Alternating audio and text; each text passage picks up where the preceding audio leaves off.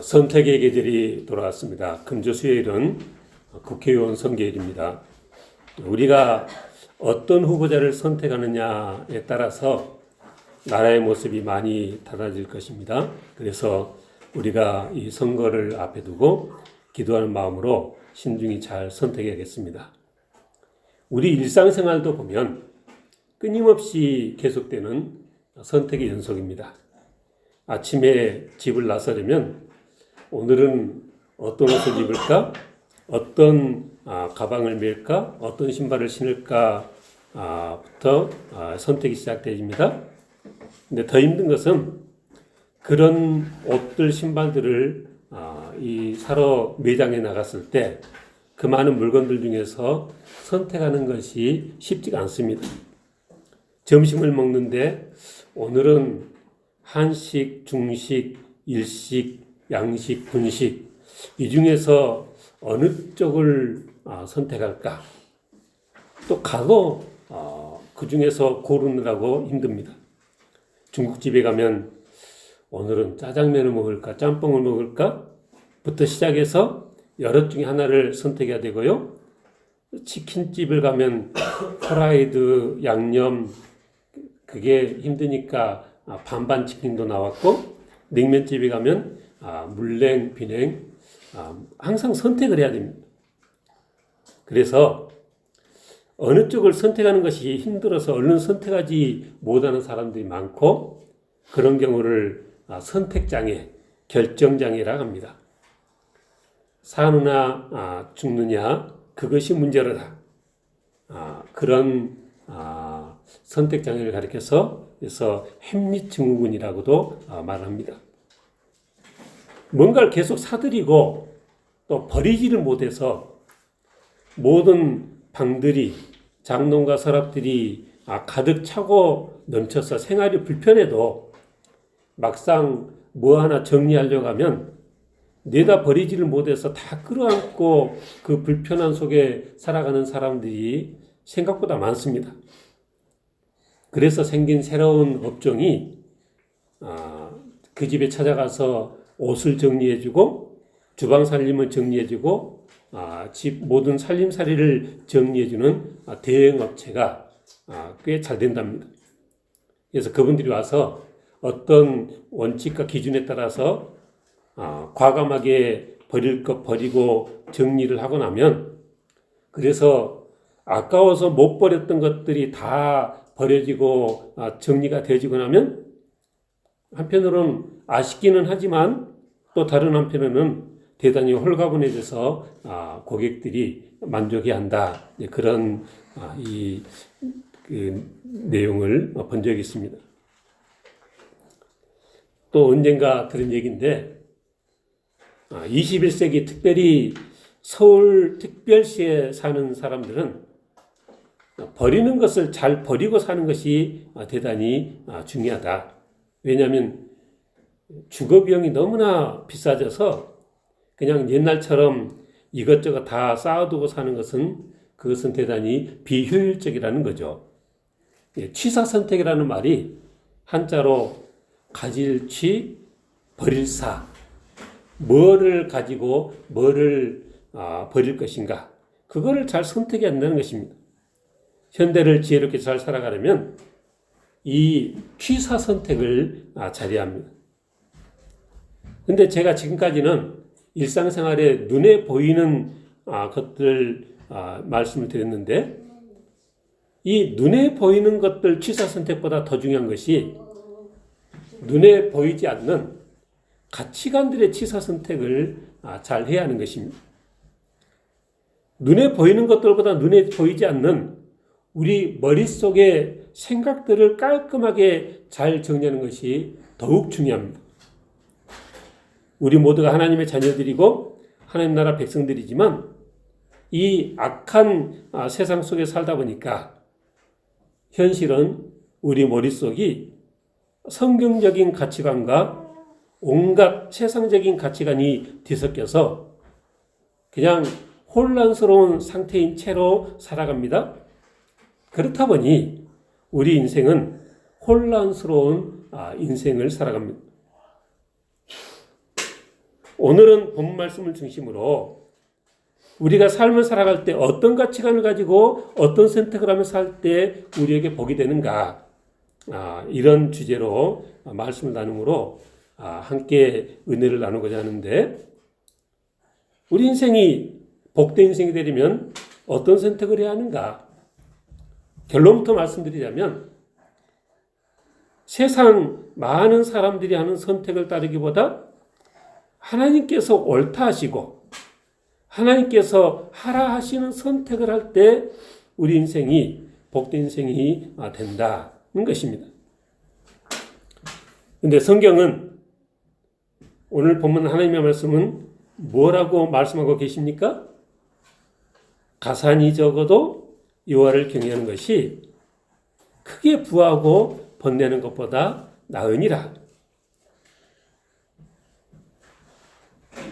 그러니까 가난해도 하나님 잘 믿고 사는 것이 부자로 살면서 번내는 것보다 낫다.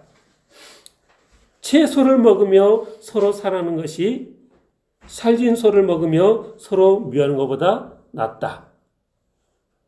그러니까 무슨 얘기예요?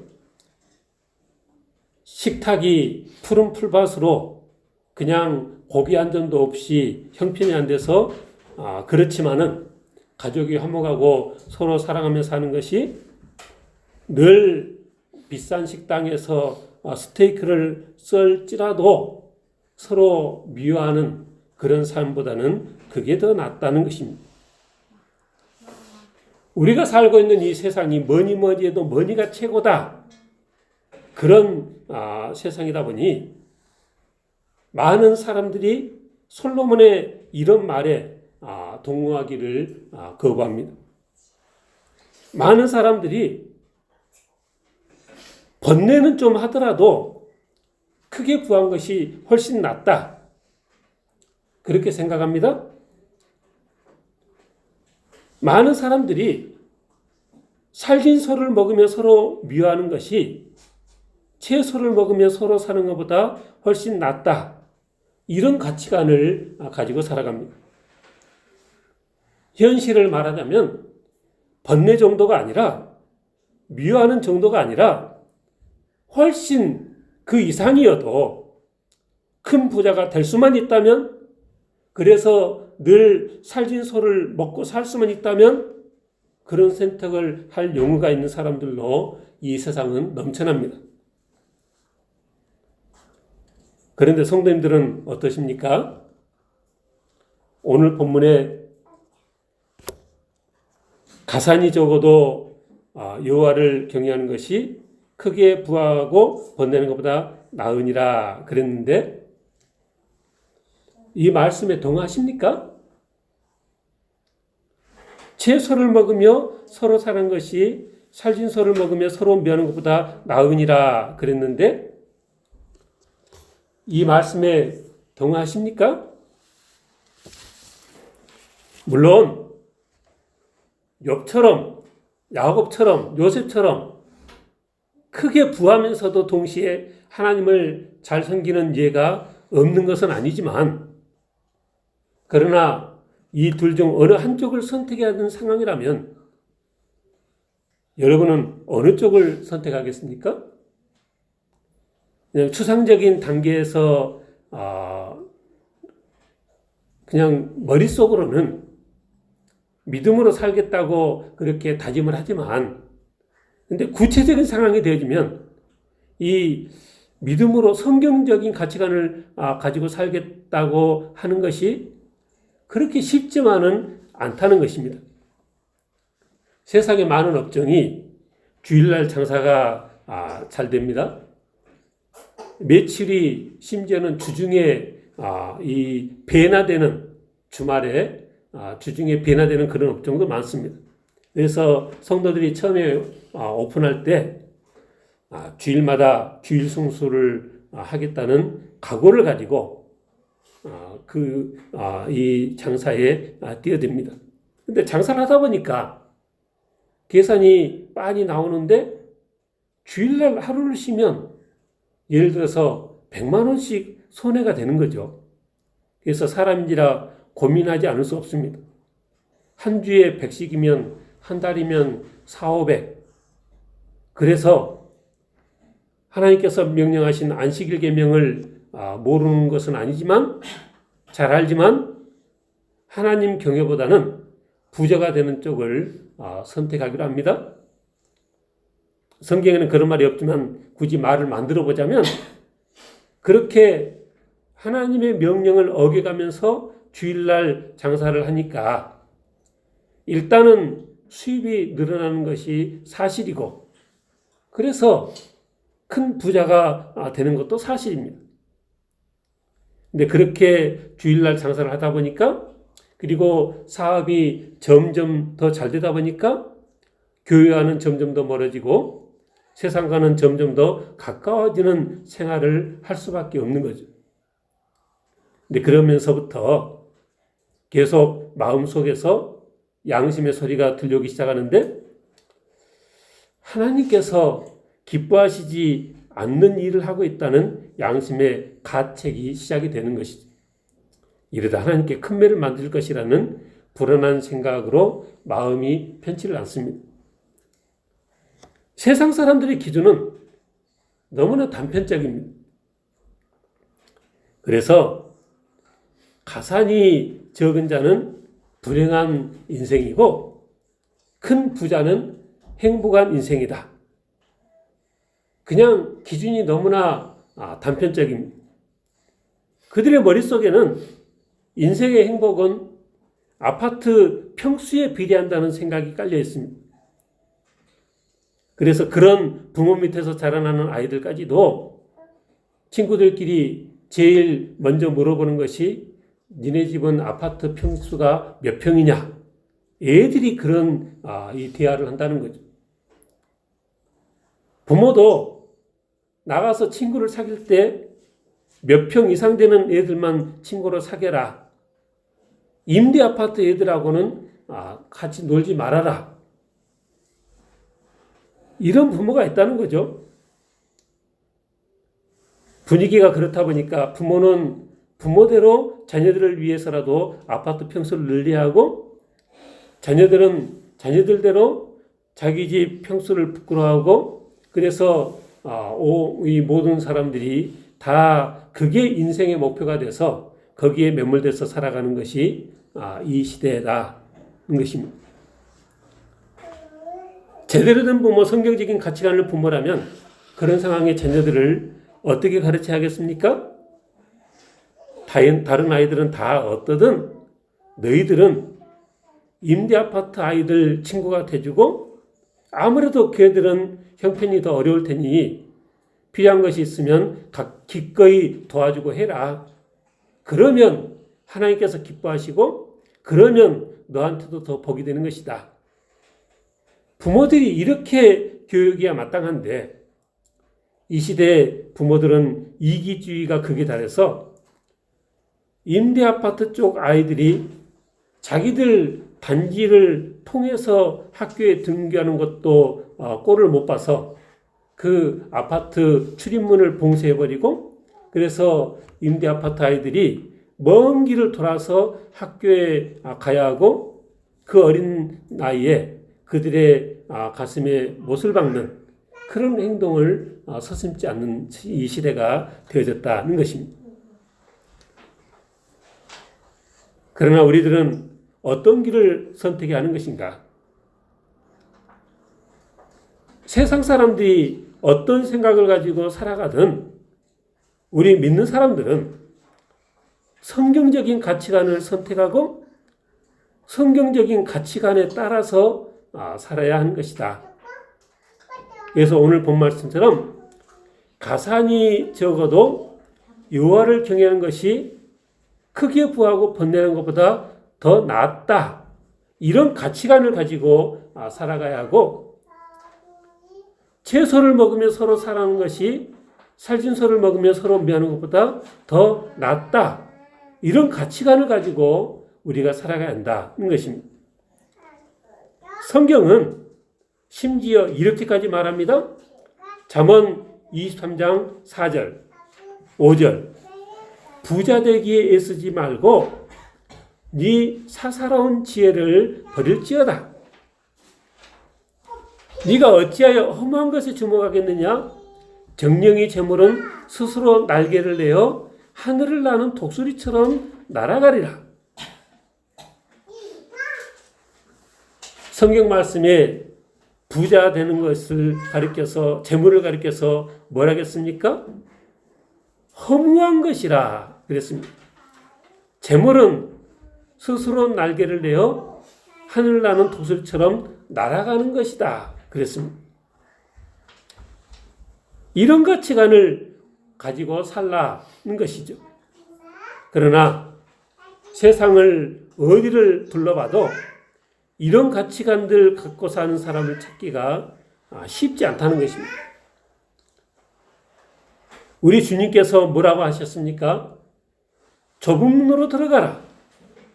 멸망으로 인도하는 문은 크고 그 길이 넓어 그리로 들어가는 자가 많고 생명으로 인도하는 문은 좁고 길이 협착하여 찾는 자가 적다. 근데 주님께서 말씀하신 그대로라는 것입니다.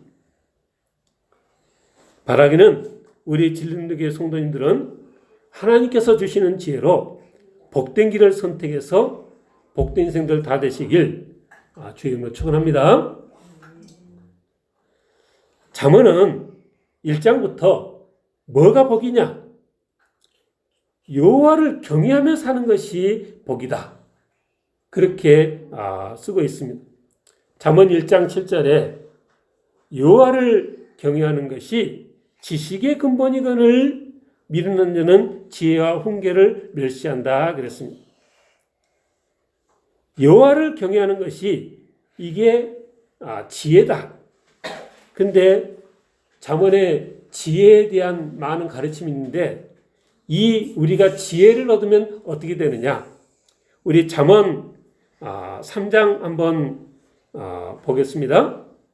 3장 13절부터 18절까지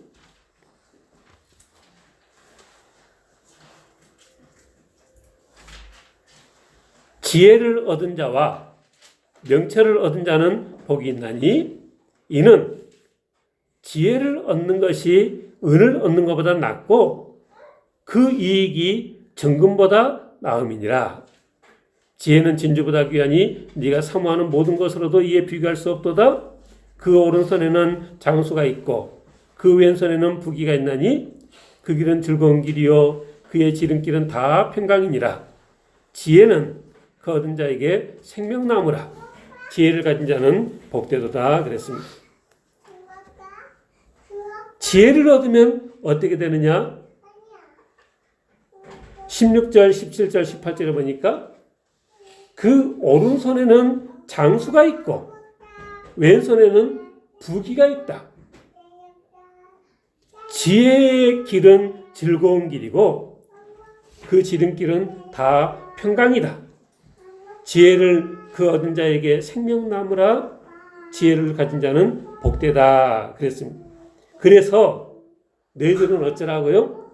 3장 14절에 지혜를 얻는 것이 은을 얻는 것보다 낫고 그 이익이 정금보다 낫다는 가치관을 가지고 살라. 지혜는 3장 15절에 진주보다 귀하니 네가 사모하는 모든 것이라도 이에 비교할 수 없다. 이런 생각을 가지고 살라는 것입니다. 8장 10절 11절에도 비슷한 말씀이 있습니다. 너희가 은을 받지 말고 나의 훈계를 받으며 정금보다 지식을 얻으라. 대저 지혜는 진주보다 나음으로 원하는 모든 것을 이에 비교할 수 없음이니라. 지혜가 진주보다 나아서 그 어떤 것과도 비교할 수 없이 좋은 것이다. 8장 19절에 내 열매는 금이나 정금보다 나으며 내 소득은 순음보다 낫다 그랬습니다. 지혜를 가진 자에게는 그 지혜로 해서 은금보화, 세상에 부귀영화가 따라온다. 그런데 10장 22절에 여호와께서 그렇게 주시는 복은 사람을 부하게 하고 근심을 겸하여 주지 아니하신다 그랬습니다. 세상 사람들도 세상 방법으로 부귀영화를 결국은 얻습니다. 그런데 뭐가 다르냐? 세상 사람들이 세상 방법으로 온갖 악한 방법으로 취하는 부귀영화는 근심이 따르는 부귀영화다. 똑같은 부귀영화인데 왜 하나님께서 주시는 부귀영화는 근심이 따르지 않고 똑같은 부귀영화인데 세상 사람들이 세상 방법으로 취하는 부귀영화는 근심이 따르는가? 그게 겉모습은 같아 보여도 우리가 생각해 보면 그 부귀영화를 갖게 된 사람들의 속모습이 다르기 때문에, 그리고 그 사람들이 그 속모습을 지켜보고 계시는 하나님께서 선인과 악인에게 그에 응당한 합당한 보응을 하시기 때문에 세상 방법으로 취하는 부귀영화는 많은 근심을 하게 돼도 하나님께서 주시는 부귀영화는 근심이 겸하지 않는다는 것입니다. 이렇게 귀하고 복된 지혜의 근본이 뭐냐? 여호와를 경외하는 것이다. 여호와를 경외하는 삶의 다른 한 부분은 8장 13절에 보니까 악을 미워하는 것이다. 나는 교만과 거만과 악한 행실과 폐역한 입을 미워한다 그랬고요. 잠언 6장에서는 여호와께서 미워하시는 것, 그 마음이 싫어하는 것이 17가지니 곧 교만한 눈과 거짓된 혀와 무지한 자의 피를 흘리는 손과 악한 계기를 꾀하는 마음과 빨리 악으로 달려가는 발과 거짓을 말하는 망령된 증인과 형제 사이를 이간하는 자이라 그랬습니다. 그래서 오늘 본문이 가산이 적어도 여호와를 경외하는 것이 크게 부하고 번내는 것보다 낫고 채소를 먹으며 서로 사는 것이 살진 소를 먹으며 서로 미워하는 것보다 낫다. 그렇게 말씀하는 것입니다. 이어지는 이 장들에서도 무엇이 무엇보다 낫다 이런 구절들이 여러 번 나옵니다. 이런 말씀들에 비춰볼 때 나는 어떤 모습인가? 우리가 말씀을 읽으면서 그런 생각을 가지고 이 말씀들을 읽어야 되겠습니다. 그래서 이어지는 장들에 나오는 무엇보다는 뭐가 더 낫다. 무슨 말씀들이 있는지 그냥 한 절 한 절씩 소개를 하겠습니다. 잠언 16장 8절에 적은 소득이 공의를 겸하면 많은 소득이 불의를 겸한 것보다 나으니라 그랬습니다. 소득은 좀 적을지라도 공의롭게 사는 것이 더 낫다. 동의하십니까? 잠언 16장 16절 지혜를 얻는 것이 금을 얻는 것보다 얼마나 나은고 명철을 얻는 것이 은을 얻는 것보다 더욱 나으니라. 세상 물질보다 이 성경이 우리에게 일러주는 지혜와 명철, 성경적인 가치관을 가지고 사는 것이 훨씬 더 나은 쪽이다. 16장 19절 겸손한 자와 함께하여 마음을 낮추는 것이 교만한 자와 함께하여 탈취물을 나누는 것보다 나으니라. 16장 32절 노하기를 더디하는 자는 용사보다 낫고 자기의 마음을 다스린 자는 성을 빼앗는 자보다 나으니라. 성이 그냥 빼앗아지겠습니까? 많은 수고 끝에 많은 희생 끝에 성을 빼앗습니다. 왜 그런 수고를 감당합니까? 성을 빼앗으면 엄청난 이 부를 빼앗는 것이기 때문에 그런 거죠. 그런데 그 성을 빼앗는 것보다 더 나은 게 뭐냐? 내 마음을 잘 다스리는 것이 훨씬 더 낫다. 성경은 그렇게 가르친다는 것입니다. 17장 1절 마른 떡 한 조각만 있고도 화목하는 것이 제육이 집에 가져가고도 다투는 것보다 나으니라. 19장 1절 가난하여도 성실하게 행하는 자는 입술이 펴가고 미루는 자보다 나으니라. 19장 22절 사람은 자기의 인자함으로 남에게 사모함을 받느니라. 가난한 자는 거짓말하는 자보다 나으니라. 우리가 이런 가치관으로 살아야겠다는 것입니다. 오늘 주제는 아니지만은 잠언 21장 9절에 19절에 다투는 여인과 함께 큰 집에서 사는 것보다 움막에서 사는 것이 나으니라.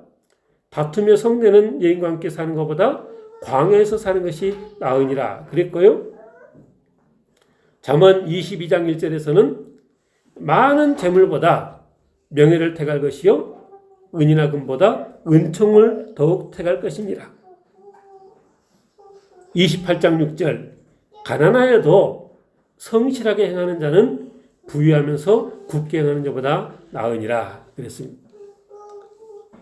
제가 설교를 시작하면서 우리 삶은 매 순간이 선택의 연속이라 했는데 일상 중 해야 하는 선택을 지혜롭게 잘하는 것도 중요하지만 그보다 훨씬 더 중요한 것이 이런 보이지 않는 가치들의 취사 선택을 잘해야 한다는 것입니다.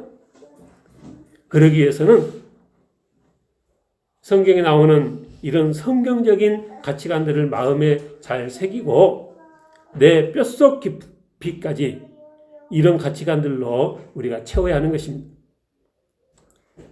바라기는 몸은 세상에 살지만 우리는 하나님의 자녀답게 세상적인 가치관을 버리고 성경적인 가치관을 붙들고 살아서 하나님께서 주시는 참된 복을 누리는 복된 인생들 다 되시길 주님 이름으로 축원합니다. 기도하겠습니다.